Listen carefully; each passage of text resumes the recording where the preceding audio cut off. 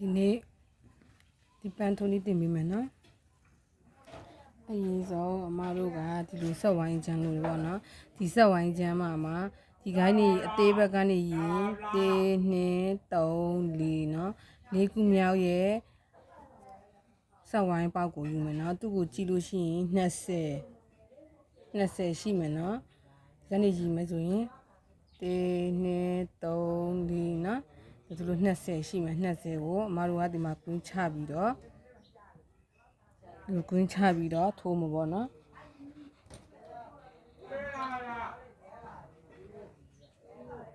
အရှင်အမတို့ကဆက်ဝိုင်းဆွဲလိုက်ပြီနော်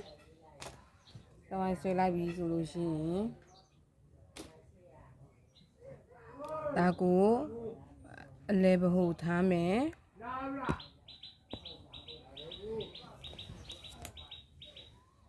ပြီးလို့ရှိရင်ဒီကန်းနေမှာအဆိုင်ပြီးတော့ဒီဘက်ကိုအပြန်ထွက်မယ်ပြီးရင်ဒီကျိုးကိုအဲ့ရဲ့ဒီဘက်အောက်ကိုထားလိုက်မယ်ပြီးရင်ဒါကိုလက်ကလေးနဲ့အသားလေးဖိပြီးတော့ဒါကိုဆွဲထုတ်မယ်အဲ့ဆိုရင်ပြီးတော့ဒီကျိုးကဒီလိုမျိုးဖြစ်ပြီးတော့ဒီအောက်မှာအဆိုင်မယ်နော်အဲ့ဆိုရင်မတို့ပွင့်ဖက်တစ်ခုရပြီပြီးလို့ရှိရင်ရေလေဘူကနေပဲအပြန်ထွက်မယ်ပြီးရင်သူ့ရဲ့တန်းကိုဒီလိုလေးပြန်လုပ်မယ်နော်ပြီးရင်ဒီချီကအရဲ့အောက်ကိုထည့်မယ်ဒီလိုလေးထားပြီးတော့ဒီတော့တာလေးဖိထားပြီးတော့အကိုဆွဲထုတ်မယ်ဒီလိုလေးရမယ်ပြီးရင်ဒီတာကိုတစ်ချက်ချုပ်မှာပေါ့နော်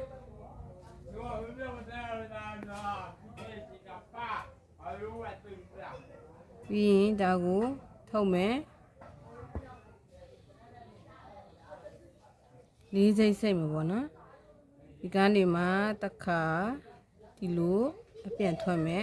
ထိုးနီးရတော့တပုံစံနဲ့ပဲအဲ့ဒီတိုင်းပဲထိုးရမှာပြီးရင်ဒီလိုမှန်ကဒီမှာခြီကဒီဘက်မှာရှိပြီးတော့ဒီလိုလောက်မယ်ဆိုရင်ပန်းထိုးတဲ့ခါကျရင်မလှဘူးအဲအကြောင်းမလို့ခြီသွားတဲ့ဘက်ကိုဒီလေးခွေရမှာပေါ့နော်အဲဆိုဒီလိုလေးရမယ်ဒီလိုလေးလို့မှဒီအောက်မှာဒီလိုထည့်မယ်နော်အဲဆိုလို့ရှိရင်ကနေပဲအပြန်ထွက်မယ်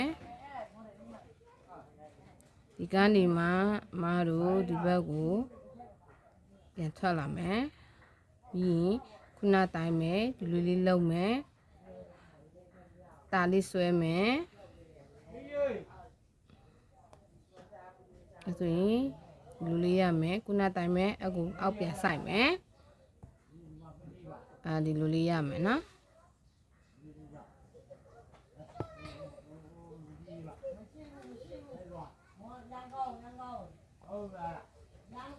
ဒီလိုလေးလုံးမယ်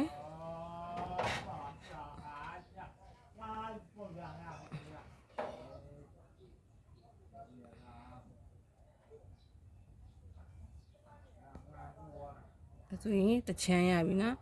ပြီးရင်ခုနတိုင်းမယ်လေကနေပဲအထွက်မယ်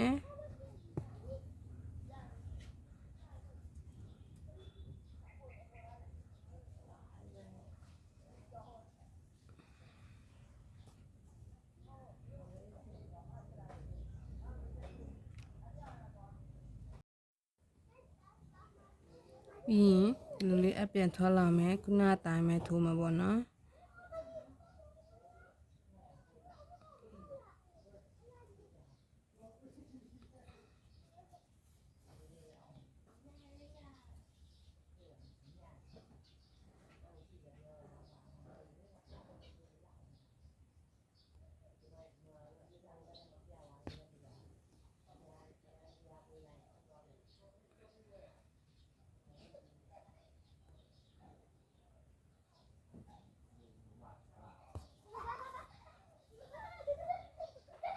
နောက်ဆုံးတစ်ချက်ကြက်မယ်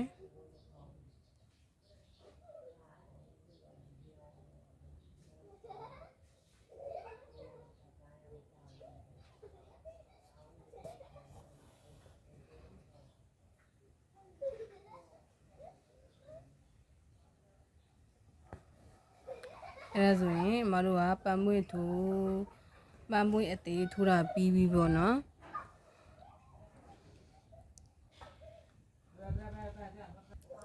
အဲ့ဆိုလို့ရှိရင်အခုအမတို့ဒီလိုအဆန်ထဲမှာပေါ့နော်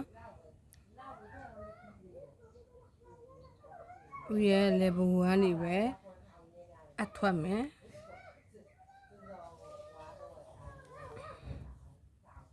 ပြီးတော့ဒီကျိုးကိုဒီလိုလေးဆွဲထားပြီးတော့အက်ကဒီမှာကင်လိုက်ပြီးဆိုရင်3ရင်းမယ်တေငင်း3ရင်းပြီးရင်အကူဒီလိုလေးထားပြီးတော့ခြေကိုနည်းနည်းတင်းတင်းဆွဲမယ်ပြီးရင်ဒါကိုဒီလိုလေးထည့်မယ်ပြီးတော့နည်းနည်းတင်းတင်းဆွဲရမှာပေါ့နော်ရိုင်းတင်းလည်းဆွဲလို့မရဘူးပေါ့နော်အဲ့ဒါကိုပြရပြီးဆိုရင်မတို့ကခြေကိုဆွဲထုတ်မယ်ဒါလေးရမယ်နော်နောက်တစ်ခေါက်ပြန်ကြည့်ပေးမယ် level 1 နေအထွက်မယ်ပြီးရင်တေနင်းတော့ပြီးရင်ဒီလိုလေးထုံမယ်နောက်တစ်ခေါက်ပြန်ပြမယ်ဒီညမှာထုတ်တဲ့ခါကျရင်ကြက်နေတယ်ဆိုရင်အက်ကိုဒီလိုလိမ့်ပြီးတော့ဆွဲထုတ်မှာပေါ့နော်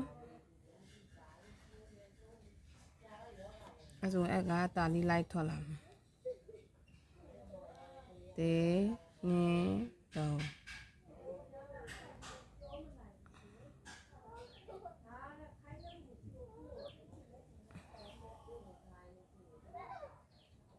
ရပါပြီအဲ့ဒါဆိုလို့ရှိရင်အခုအမားတို့ပန်းပွင့်ထိုးနီးထိုးပြီးပါပြီနော်